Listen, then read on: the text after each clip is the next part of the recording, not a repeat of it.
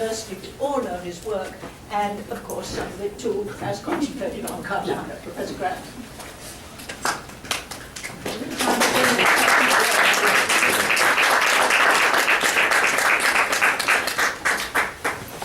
Well, many thanks to Darrow and to Mira and Nico for these eloquent and erudite papers, each of which does something which I rarely do, that's to say, to confront a relatively well-known text, a text that many people in the audience also know. It can be scary to do that as a teacher, as a speaker. Cardano's book is perhaps less well known than Ficino's now, but it was a bestseller for a long time. Jakob Burckhardt says in The Civilization of the Renaissance in Italy that there's no point discussing Cardano's autobiography since all his readers will know it intimately already. And it is still a New York Review paperback, so I suppose it still gets some dissemination. Ficino's De Triplici Vita, thanks to the edition and translation by Clark and Caskey, has been accessible now for a generation and more, and had been discussed in detail before that, of course, not only by Francis Yates, but also by D.B. Walker and his classical work, and by others. Each of them takes their protagonist and shows in what I found fascinating ways how he builds on a classical or medieval template, but uses it in dramatically novel ways. Ficino, I'm sorry, I have these, for some reason I thought this session was going in the other order. Ficino taking the whole panoply of medieval astrological medicine, talismans and incense and prescriptions, and Cardano taking the elaborate instructions for creating and interpreting janitures from Ptolemy's Tetrabiblos, and each of them using that in a complex and highly competent way, but then also reconfiguring it, stretching it, making it do things that its originators hadn't intended, and adding new elements to it. Each of them finally shows something which could be unexpected and has not been emphasized as much in the literature on these figures as perhaps it might be, and that's the extent to which these authors seem to find comfort, to name one of Cardano's most famous books, consolation, or what we might in a more anachronistic terminology call therapeutic possibilities, in an apparatus which doesn't, to the ignorant modern reader, seem designed to provide that. And I thought that both papers brought that out beautifully, and also brought out beautifully the way in which, looking through these complex ancient templates, one could imagine a very coherent universe. In each paper, mysterious, self-metamorphosizing, evasive beings, daimons, though we may deny that they're daimons, or we may identify them with personal geniuses or paternal spirits, do seem to be playing a vital role.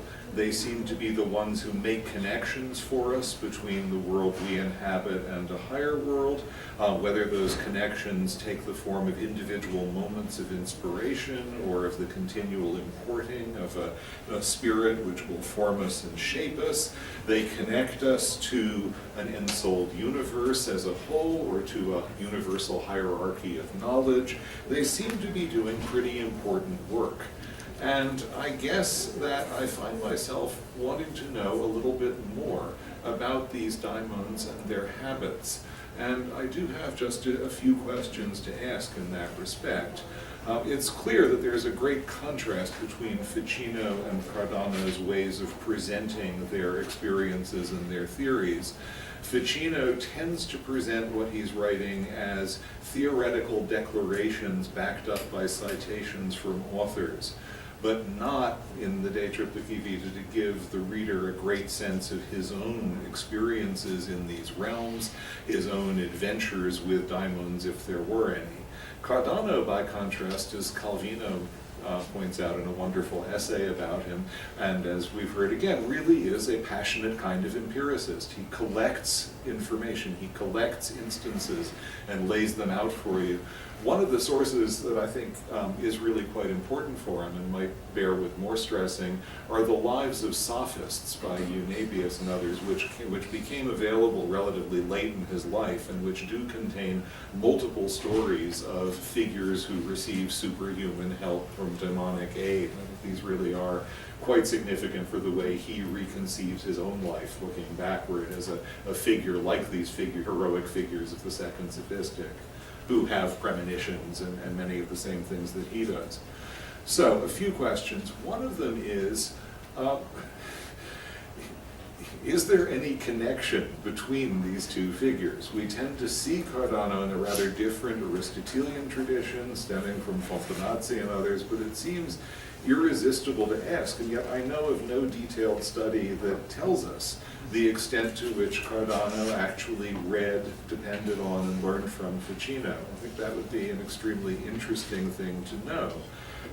It seems like a natural, but I don't, in my own adventures with Cardano, remember many explicit citations or even veiled references at all. It just seems to be a sort of open question at this point.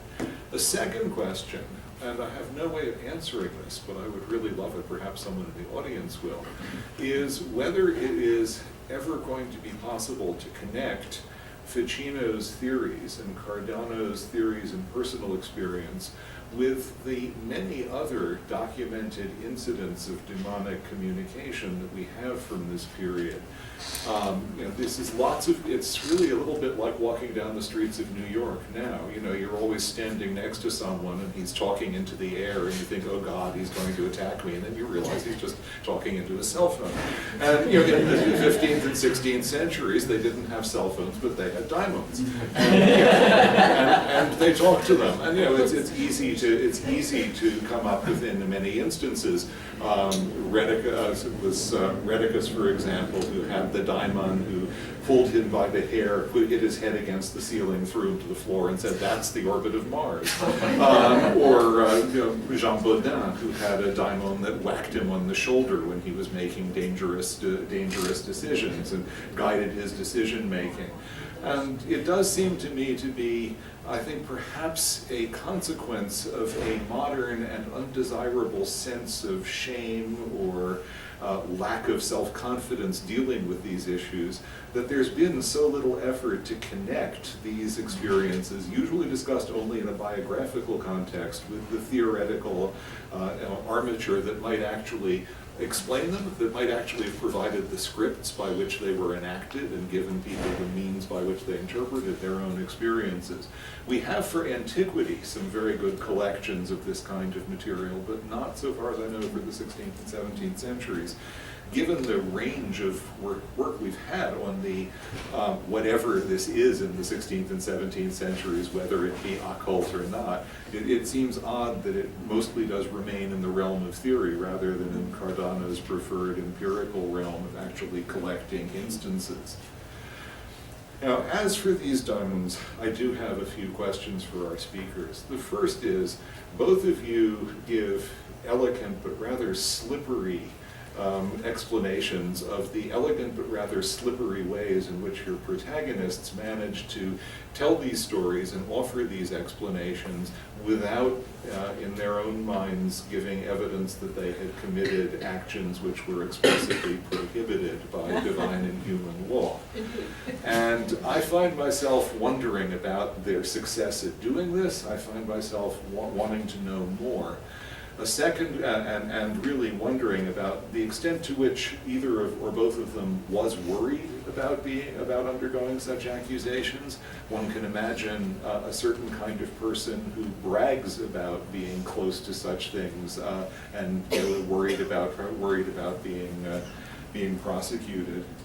I wonder about the medieval safeguards that Darrell talked about. Are they really safeguards, or are they things that you talk about to show that me talk to daimons? Never. All I'm doing is good prescriptions and talismans and Sophia. I would never talk to one of these beings.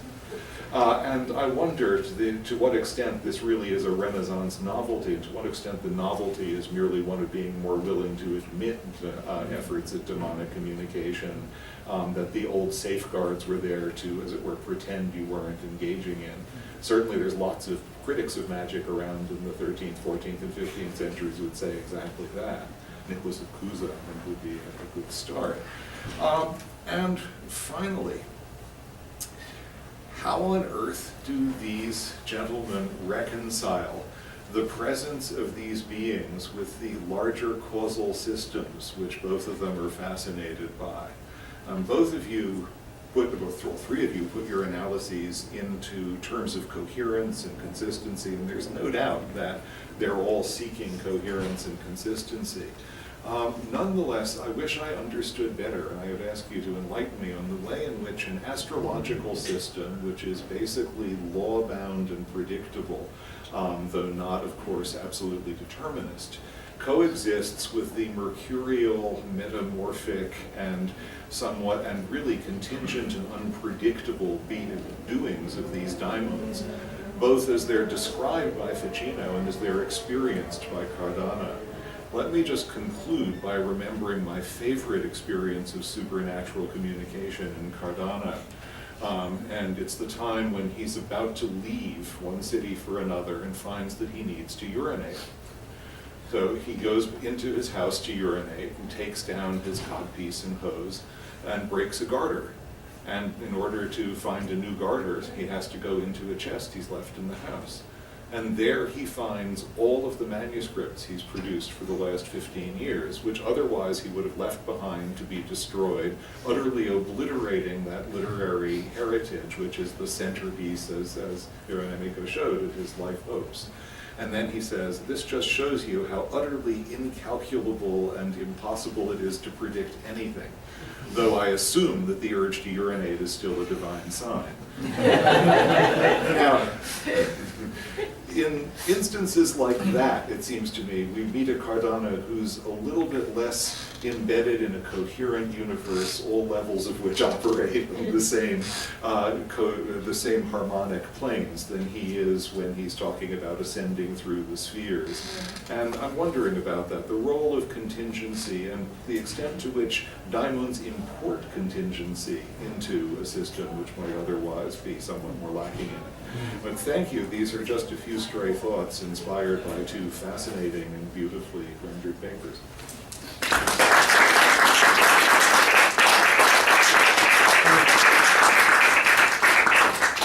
have now a little bit of time, fortunately, for some general discussions. Responses, in particular, responses from the speakers, responses to the response of the speakers. Orderly invited.